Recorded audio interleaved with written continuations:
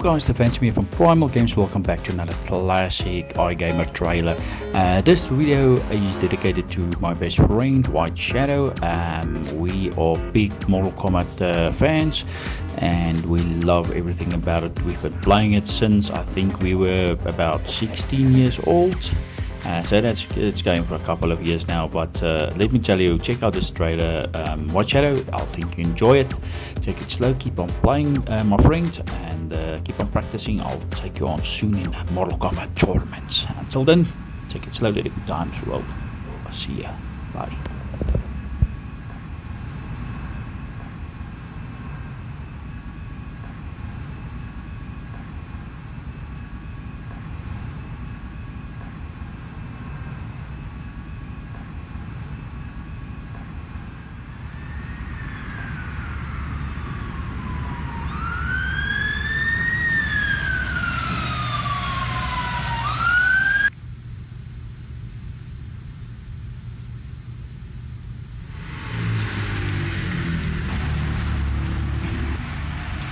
The typical day in Mortal Kombat starts with me trying to get in as early as possible.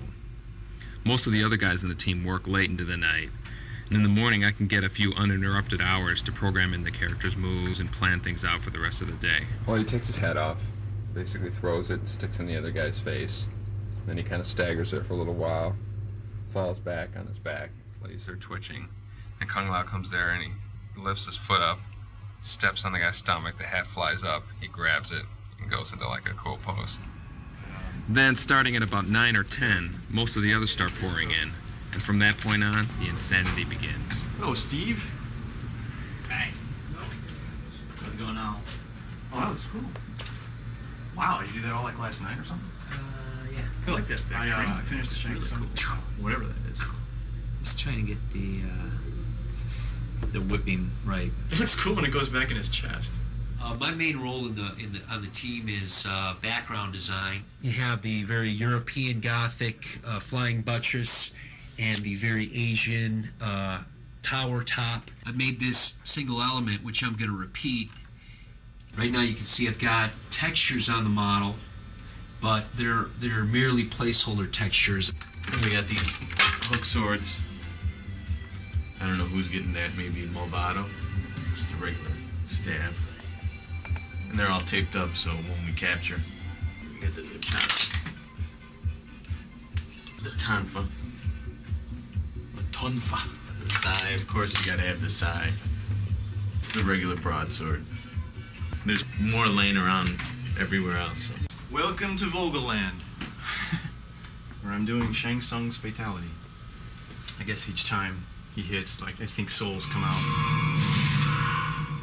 You know, and go into Shang Tsung each time, or each time they go up in the air. I'm not quite sure how it's going to work. I just know what I have to do animation-wise.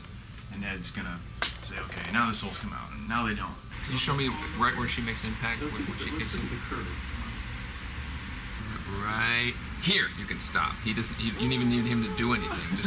Don't even have him do any impact.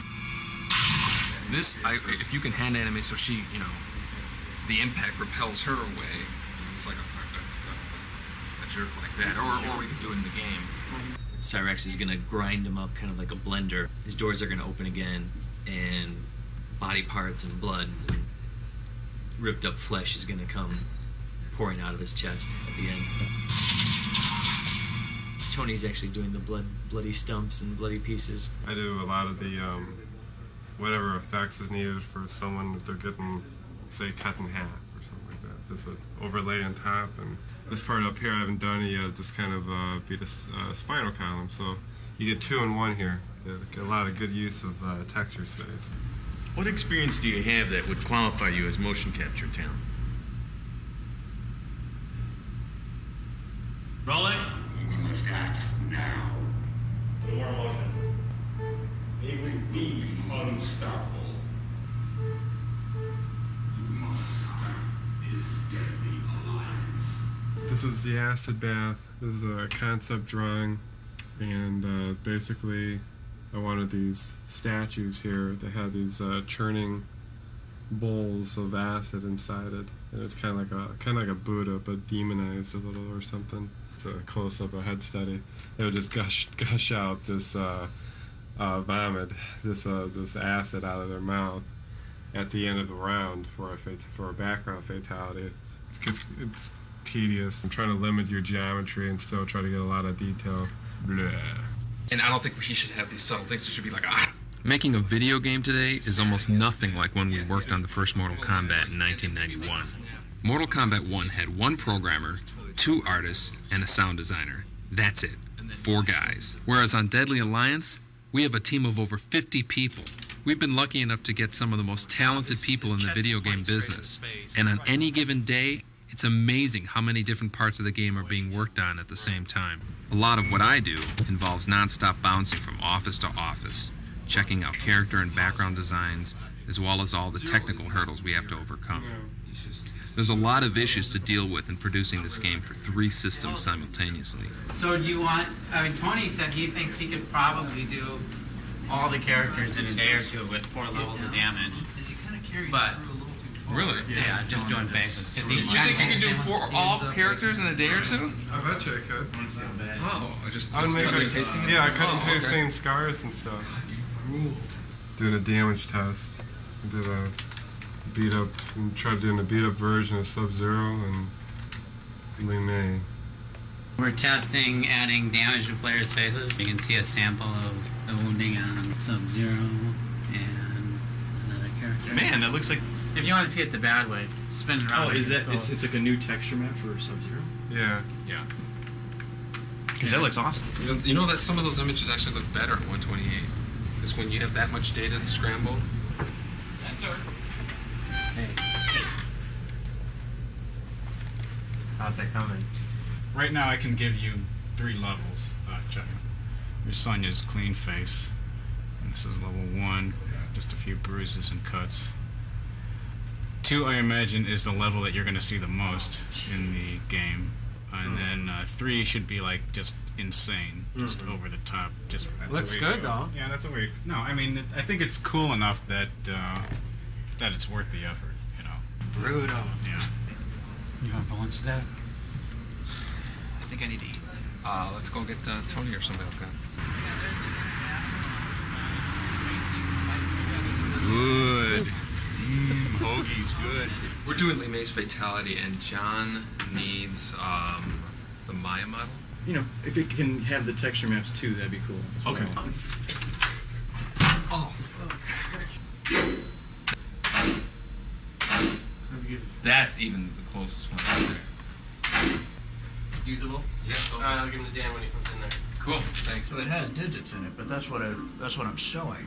Right. That's Oh, there you go. Look at that. And here's our test your mic problem. Warm up animations. Go on, Jax. You can do it, Jax.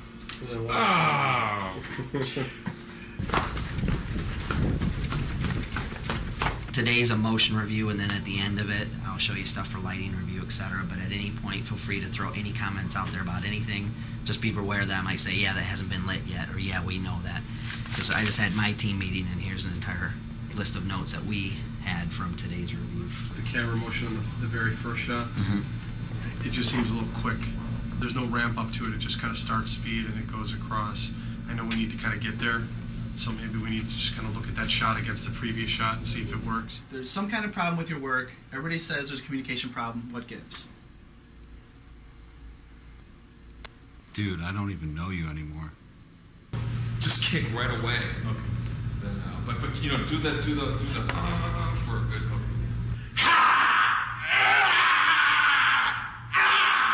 Carlos is the life of this game. This is, now that I've got alternate Shang Tsung, I'm going in on the details and adding stuff like his back emblem right now. And so whatever detail you see, you know, in terms of folds and wrinkles and stuff, is all in the texture. It'll hide a lot. Let's open up his eyes a little bit, and that'll show you. Basically, you can get a lot out of a few polys if you just weigh your vertices right. Okay, maybe you don't have to totally lunge out. Gotcha! I can't do this with these cameras. You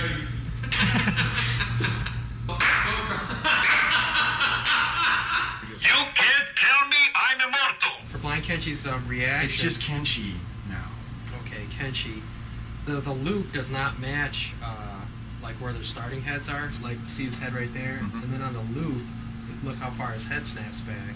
I had to loop like the last bit of frames in order to make it look. So I guess we're going to have to figure out a way to go about connecting the each of the coffins with the amount of money spent. And Right, we've got the database, which is going to tell us what's in each coffin, how much the coffins cost.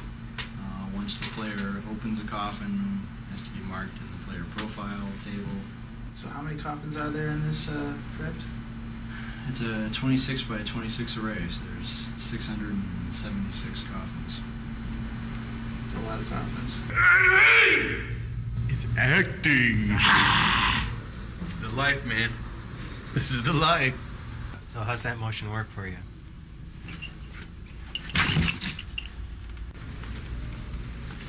Things move so fast during one of our typical days that before you know it, the whole day's just flown by. Usually by then we're pretty exhausted, but we know the whole process starts all over again the next day. See you tomorrow. It's 7 o'clock.